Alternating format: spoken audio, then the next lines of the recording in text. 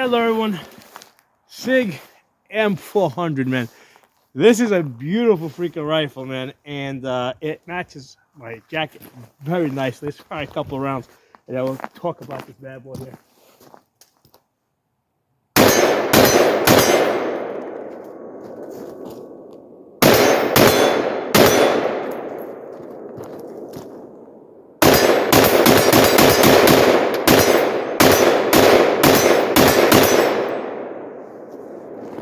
So, this rifle belongs to a friend of mine who's left it with me for a couple of weeks to play with and check out. So, absolutely beautiful. I love the color on this. I love this grayish color. I mean, I've got so many of these black rifles that, like, I want any color other than black, okay? So one of the things I really like this rifle, it's not the first time I'm shooting this. I've had this here. It's been here a couple of times. I have shot it a few times. First time I'm doing a video on it. It has a beautiful skinny rail. I love the skinny rail on it. Now, right now, this has this angle grip, which apparently my friend likes. I don't like the angle grips. Now, there might be a good reason why he's using it. I know he does a lot of these SIG classes. And this thing's gonna get hot, so this is probably a really good place to hold it when the rifle gets hot. Okay, so that's a reason why you might want to have this. I prefer a C clamp without the without the angle grip. Or what I like to do is I like to put like a little 3-slot rail over there, so I can have an anchoring point. But yeah, if the gun's getting hot on you, right, and you're not wearing gloves. Yeah, this would be a good reason why you may want to have that angled grip there. Now, as far as the way he's got it set up with the sling here, it's interesting how he's got it hung on the bottom, and it works, all right, with it being hooked up with a QD mount on the outside of the stock over here. It holds it in place. Now, the question is, why would he have it under here? I think the reason is just because the sling was too short. He's a pretty tall dude. He's actually bigger than me. And this sling is maxed out over here. So I don't think he had enough length, even though this is a fast loop. Like, I got it all the way out there. And this is like I can't let this out anymore. Like, if I wanted to do a left side, because normally with a fast loop sling, if I want to do a left side transition, I'll let it out. This is already all the way out. So I'd actually have to swim out of this to do a left side transition. So this is so short that it's not functioning as a fast loop sling for me. So it might just be what he has or what somebody gave him, because sometimes, we do that, people give, like in this community, a lot of times people will pass stuff off that they're not using anymore. So, but if you ever find yourself with a short sling, that's an option, right? You can make that work. Just put a 3-slot rail here, mount to the bottom. I see he's got a 3-slot rail there. So I'm thinking that that's where he normally mounts his sling, and it's just the one that he had right now for this rifle was too short, so that's why that's there. But it's good, it's a learning thing, because like I would have never thought to, hey, if the sling is too short, just mount it there. You might say, why didn't he just mount it to the side over here? I don't know. Maybe he puts his hand there. I mean, I don't know, because yeah, he could have just as easily went to the side there. So I don't know. I'm just speculating here. I didn't notice it when I saw him, when he gave me the rifle. Then when I see him, I will ask him why he chose to put this on the bottom and not the side. Actually, now that I think about it, if it was on a slide here, there might have been some. Yeah, it was probably interfering. That's why he didn't put it on the side here and put it on the bottom. But anyway, that's not too important. As far as optics here, he has the, here, let's get this thing off so you guys can get a better look at it. He's got the Romeo 4. Okay, now the interesting thing about this Romeo 4 is that it actually angles back a little bit. So he had this centered, he had the base centered over the ejection port. But what that did is, because this is angled back, it actually brought the lens back, and it was impossible to mount the magnifier behind it. I just didn't have enough space. So I actually pushed it a little bit forward for him and re-zeroed it. I think that's gonna work better. It's still, the optic is still actually pretty much centered over the ejection port, but because of the way the base is slanted, it pushes it forward. Now, the reason why I wanted to put the magnifier on here is because I wanted to see how accurate this rifle is. Now, the dot on here I think is either like a 3 MOA or a 4 MOA. So what I did is, because the dot is so big, what I do is I drew this box out there, which is about 4 inches wide.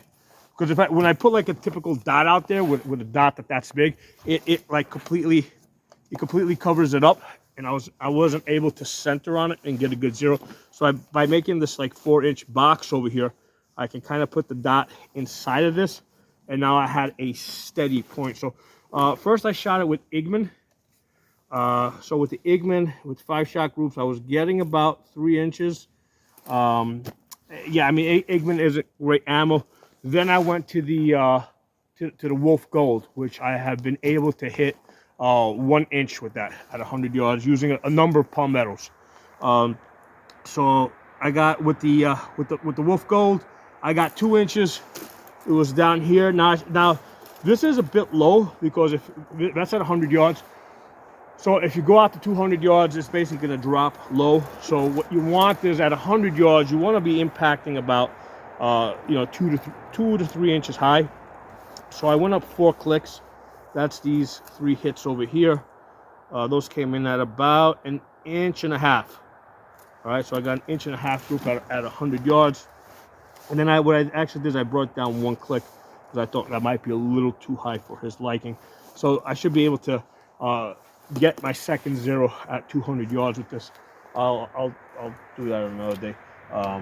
But yeah, I mean, when you have a dot that's like 4 MOA, you gotta make a box like this, like a 4-inch box, because otherwise there's no way you're gonna be able to center on the bullseye. So this is like a beautiful rifle. Like like I said, I've shot this rifle a number of times. My friend, I've shot it with my friend, and it is I love the color, love this silver color that it has. I like the stock on this. I like triangle stock. It's really good for like if you're trying to get an accurate shot. I'm able to get good, like slide this back and forth and get the right elevation on these triangles. So I love these triangle stocks. I usually use the Magpul ones. This one says Sig on it, so it looks like it's something they developed. It's got QDs on both sides, which is really nice. QDs over there. The these clear lances look really awesome with this color. So let me pop this up. So one of the things with Sig is when you go to open it up, they do have like these. Like the pins here are extended, so it has the extended pin. Let me take in the back. The back pin is a little bit extended, so you can see how that sticks out a little bit there. I love how the colors are matched up, the black and silver, because the ejection port cover is black. Pretty sure that came with it. So pull the pin out. So basically, it's a mil-spec AR-15. So I'm like, if I was looking at this bolt, there's no way that you would know that this was, like you couldn't tell which company this came from. So this looks like a standard mil-spec bolt. The charging handle is really nice. I like this one. This one's from BCM. It's a nice charging handle. It says BCM Gunfighter VLTOR, however you say, Voltor. Let's put this back together.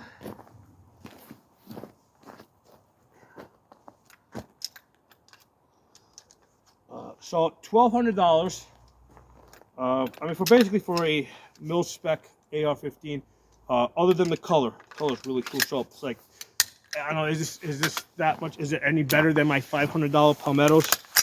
I mean, color's real nice. And I really like the rail. It's got a really nice rail.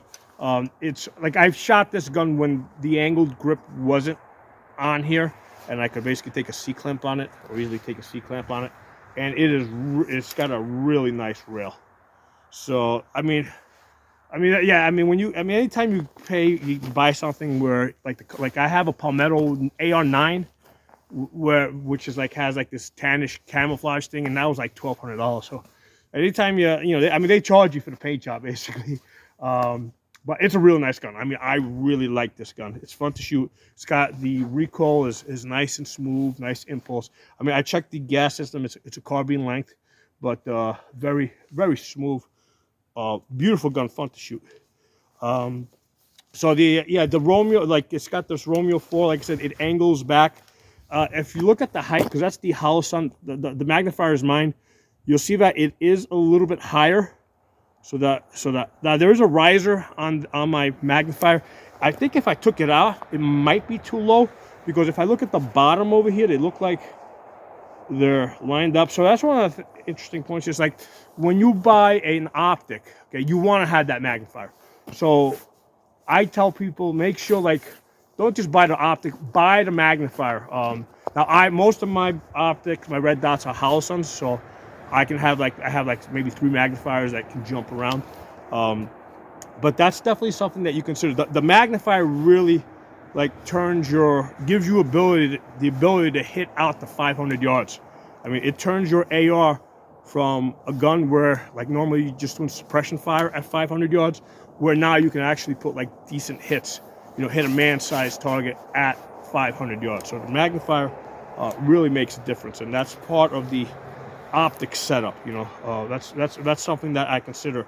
Like anytime I'm thinking about what optic to put on an AR, I'm thinking about, okay, what magnifier is going to go behind it. And that's part of the reason why I generally don't put the flip-up sights on these, because basically the flip-up sight interferes with, like basically I need this piece of real estate right here. I'm going to use the magnifier more than I'm going to use the flip-up sights. So what I will typically do is I will put the rear flip-up sight folded down in front of the red dot, and put the front. Basically, I'm just using this as a parking space on like my go-to gun. It'll still work. It's still functional out to about 100 yards, right? But the point is that if this flat rail, the patina here, offers you, because this is all the way across top, offers you a parking spot for your flip-up sights. So the nice thing about this grip, and I can see that's a Sig grip, it has the compartment here. You store your Allen key over here, and then down the road, if you need to move your flip-up sights, you can do it. Take off your magnifier, move your flip-up sight here, move your flip-up sight, from one to the top to the front. So a lot of times you'll see me put flip-up sights rear here, front here. That's just like a parking spot. It still works. It's still functional to about 100 yards. But if you keep the Allen key in the grip, I mean, you can always move it down the road if you need to. Okay? So, hope you guys enjoyed this video. Like I said, this is a beautiful rifle. Shot it several times. I've never actually had a chance to do some accuracy shooting. I wanted to see how accurate it would be. And it looks like it's got like an inch and a half at 100 yards. And again, that's shooting it with like a 4 MOA dot. Okay, 3 to 4 MOA dot. So, I mean, you can only be so accurate with it when your dot is that big. Okay? So drop some comments, let me know what you guys think, and I'll talk to y'all soon.